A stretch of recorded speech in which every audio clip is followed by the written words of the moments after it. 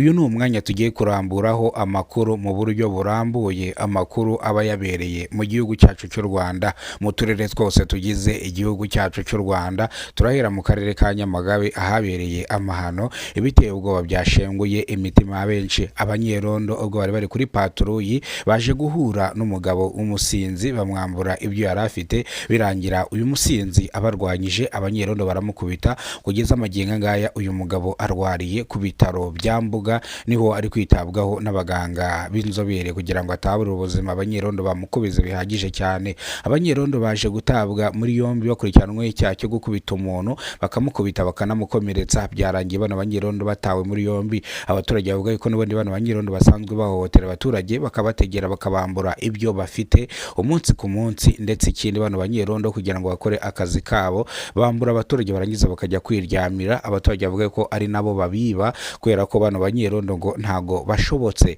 Reka dukomeze bano banyerondo batawe muri yombi, reka dukomereze mu karere ka Huye. Mu karere ka Huye habereye amahano ibyarijije abanyarwanda benshi cyane. Mu karere ka Huye gitifu w'akagari akurikiranwe icyaha cyo kurya amafaranga y'abaturage y'ubwisungane mu kwivuza angana n'ibihumbi 250 by'amafaranga y'u Rwanda bamuhaye kugira ngo abishyurire ubwisungane mu kwivuza. Abaturage bavuga yuko ibijyanye n'ubwisungane mu kwivuza barebye muri system bagasanga ntago bishyuye ubwisungane mu kwivuza, bityo rero barasaba gitifu yuko yabishyurira amafaranga yabo. Gitifu avuga ko n'amafaranga ayafite azayishyura, ariko igihe cyo kwishyura nikigera abaturage bavuga yuko igihe cyo kwishyura cyageze. Aya mafaranga ageze kuri gitifu guta ubundi. Aya mafaranga nayo abaturage bakoraga muri VUP, ya mafaranga abaturage bagenda leta ibakuraho kugira ngo cyangwa ikabahereza akazi kugira ngo babashe kubona amafaranga ya mituweli, ariko abaturage bavuga yuko iyi mituweli itaraboneka cyangwa itaratangwa kandi amafaranga barayabakase. Bityo rero gitifu avuga yuko bino bintu agiye kubikurikirana, bityo ishami ry'ubugenzacyaha buryamusabye yuko bino yabikurikirana mu maguru mashya, amafaranga y'abaturage bishyuye aya mafaranga akishyurwa ubwisungane mu kwivuza, bityo bitabaye ibyo gitifu agahanwa agatabwa muri yombi. Reka dusubire inyuma gatonya, ni mu karere ka Nyamagabe aho abagabo batatu bagiye gutaburura inka yipfishije, barangiza bakayirya. Babiri bakaba bitabye Imana, undi akaba yajyanwe ku bitaro bya Nyamagabe ari kwitabwaho n'abaganga. Bano bagabo baje gucukura inka barayirya, kandi iyi nka yari yarakinguwe na veterineri avuga yuko iyi nka irwaye cyane kandi ikindi batamenye icyayishe, bityo rero batayirya, ahubwo iyi nka yashyingurwa kugira ngo itaza kugira ibyo yangiza cyangwa itaza kwanduza abanyarwanda benshi cyane. Iyi nka yashyinguwe hari inzego z'ubuzima bambaye amataburiye mu buryo bahuguwe kugira ngo iyi nka bayishyingure nibura atagira amatembabuzi atarukira umuturage kugira ngo ibe yanamwanduza. Bano bagabo rero bavuye ku kazi nk'uko bisanzwe, basanga inka ya runaka yapfuye, bakibakubita amakuru bavuga ati tujye kwitera imigwi, basanga bayishyinguye, biyemeza kujya gutaburura iyi nka. Kubw'amahirwe iyi nka bayitaburuye bayirya bonyine, imiryango yabo yanga kuyirya kuko bari babizi. Mu kwanga kuyirya rero birangira bitabye Imana, batangiye guhumeka isigane, urufuro ruva mu kanwa, ndetse kugeza amagingo ngaba babiri bitabye Imana. Uyu nguyu ari kwitabwaho n'abaganga b'inzobere kwa muganga ngo barebe nimba yarokoka. Urwishigishiye ararusoma. Bari babwiye yuko iyi nka batagomba kuyitaburura, kandi ikindi bari bahashyize n'abanyerondo, gusa abanyerondo bari bagiye kuri paturuyi baza basanga iyi nka yataburuwe, batanga raporo, ubundi ibyakurikiyeho n'ibyo ngibyo. Reka tukomereze rero hano mu karere ka Nyanza. Mu karere ka Nyanza umugabo uri mu kigero cy'imyaka 45 y'amavuko baje gusanga yitabye Imana ari munsi y'umukingo, dore ko abamwishe kugeza amagingo ngaba bataramenyekana. Abaturage batanze amakuru bavuga yuko uyu mugabo batamuzi mwaka gace, ari n'ubwa mbere bamubonye, bityo rero bavuga yuko bamwiciye ahandi bakaza kumujugunyana kugira ngo bayobye inzego z'ubuyobozi, kugira ngo nibakora iperereza bataza kumenya abari bo. Ishami ry'ubugenzacyaha ryatangiye gukora iperereza kugira ngo hamenyekane abishe nyakwigendera, bafatwe batabwe muri yombi bitewe n'icyaha bakoze cyo kwica umuntu bakamujugunya munsi y'umuhanda. Babiri bahise bafatwa bakekwaho icyaha cyo kuba bishe nyakwigendera, ndetse abaturage babonye uyu murambo bavuga yuko bari bagiye guhinga nk'uko bisanzwe mu masaha ashyira saa 12 za mu gitondo, babona umurambo w'umugabo uryamye munsi y'umuhanda. Imyirondoro yiwe ntago yahise imenyekana, baratabaza bahita bahamagaza ishami ry'ubugenzacyaha RIB mu kuhagera bahita batangira gukora iperereza, babiri batabwa muri yombi, umurambo wiwe ujyanwa gukorerwa isuzumwa. Nuko byagenze, abaturage barasaba ishami ry'ubugenzacyaha RIB yuko abakoze bino bafatwa bagatabwa muri yombi kandi bagafungwa by'umwihariko, bityo ibyaha bakoze ni ibyaha by'indengakamere, ni ibyaha byahamuye imitima ya benshi, bishengura imitima ya benshi. Ishami ry'ubugenzacyaha RIB ryataye muri yombi babiri bakekwaho kino cyaha cyo kuba bishinja kwigendera, bakamwica urupfu rubi cyane, bakamujugunya munsi y'umuhanda. Ngayo nguko rero reka dukomereze mu karere ka Ruhango. Mu karere ka Ruhango ni inkuru itari nziza, ni inkuru yumvikanye ku iki gicamunsi, ni inkuru itariho ivumbi. Nibwo umugabo uri mu kigero cy'imyaka 30 yaje gusambanya umwana uri mu kigero cy'imyaka 20, ntago ari umwana ubundi aba ari umwangavu, ariko yamusambanyije mu buryo butemewe.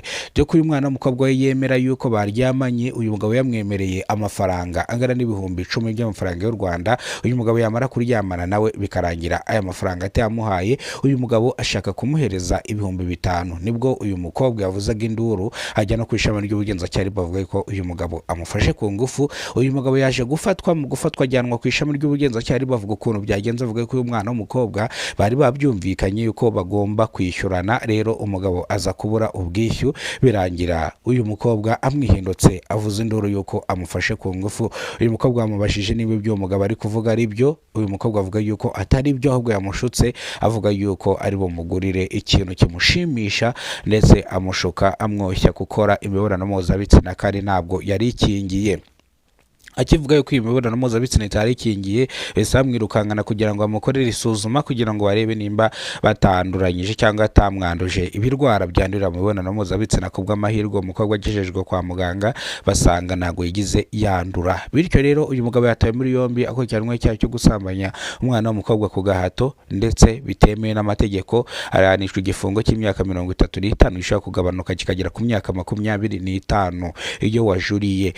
Ngayo nguko rero nuko byagenze, uwo mugabo yanze kwishyura amafaranga ibihumbi 10 by'amafaranga y'u Rwanda, birangiye agiye gufungwa imyaka 25, ishobora kwiyongera ikagera ku myaka 35, kandi yatanga ibihumbi 10 yumvikanye n'uyu mukobwa yari gufungwa, ntago yari kugera mu menyo ya rubamba cyangwa ntago yari gutabwa muri yombi. Ndetse yagerageje no kuvuga yuko yamuguze yari indaya, no kuvuga ngo ijambo ni indaya, umuntu ni indaya, nabyo ni icyaha. Koko umuvugizi wari mu gihugu cy'u Rwanda Murangiretse yavuze ko kugura indaya ari icyaha, bityo rero nta ndaya zibaho. Bityo rero ngo nuvuge yuko ngo kari indaya ngo kanyizaniye, n'icyo nacyo ni ikindi cyaha cyongera ku kindi cyaha wakoze cyo gusambanya umuntu ku gahato kandi utoshuje imyaka y'ubukure.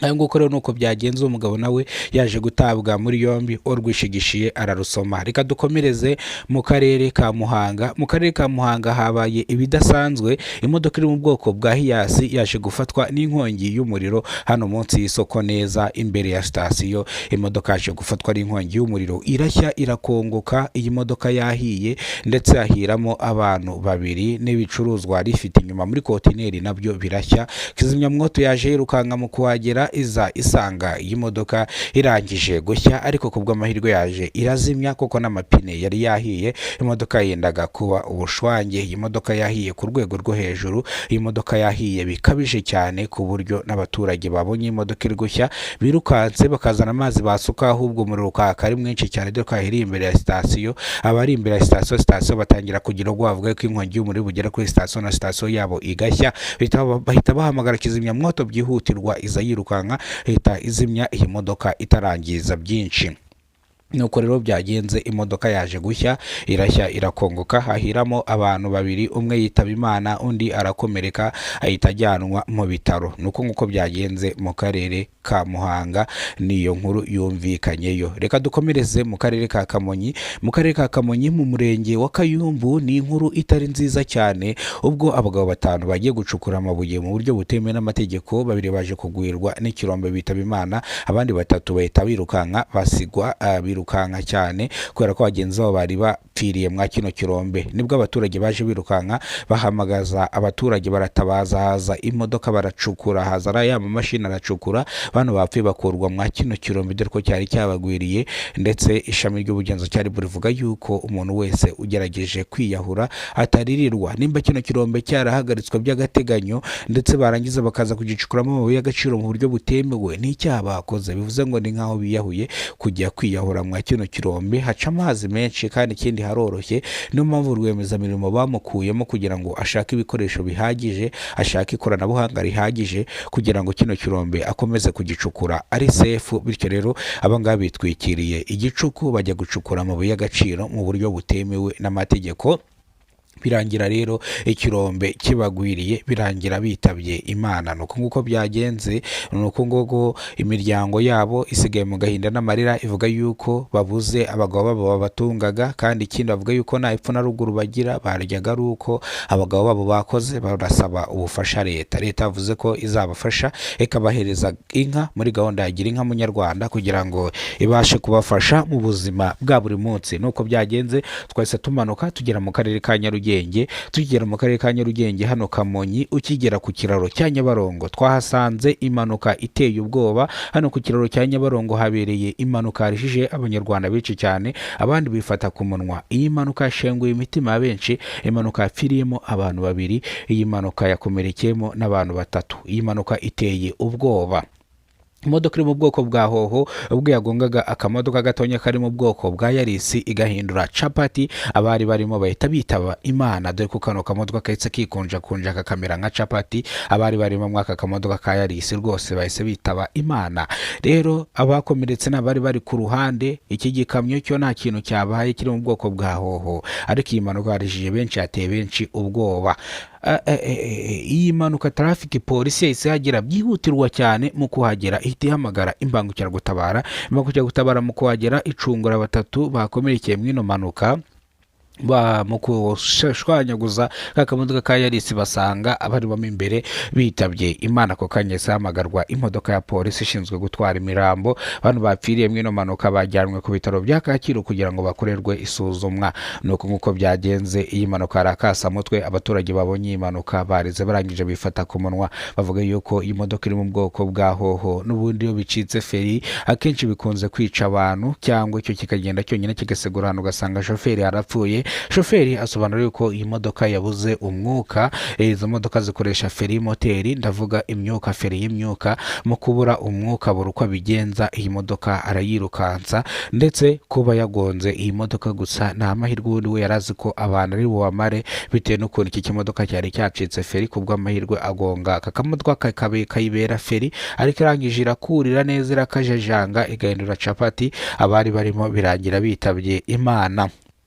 Nuko byagenze. Iyi mpanuka nuko byagenze. Twari tugeze mu mujyi wa Kigali. Nuko nguko byagenze rero mu karere mwa tuno turere twose. Nuko byagenze. Turagaruka no mu karere ka Nyagatare, dukomeze za Rwemasha, dukomeze za Matimba, dukomeze za Kiramuruzi, za Ngoma na za Hehe. Ariko reka amakuru yacu tuyasubikira hano. Amakuru nakagaruka nimero rwo bwa mbere ugeze kubona umuyoboro wa Kidasamuna TV Rwanda. Ibuka gukora subscribe, ufungura inzogera kugira ngo uzajye umenya byinshi dukora umunsi ku munsi, anytime every day dukora amakuru, kandi usabwa kuyumva kugira ngo umenye byinshi dukorana mu gihugu cy'u Rwanda. Ndagukunda cyane. Imana ikurinde, Imana iguhereze ubuzima buzira umuze. Kuba uri kutwumva, kuba udukurikiranye, kuba turi kumwe nawe ni iby'agaciro, kandi cyane cyane wakoze subscribe duhora tugushimira, duhora tuvuga yuko uri uw'agaciro kuri twe. Turagukunda cyane. Imana ikurinde, Imana iguhereze ubuzima buzira umuze, kandi amakuru yacu nakagaruka nimero rwo bwa mbere ugeze kubona umuyoboro. Nyaboneka ibuka gukora subscribe.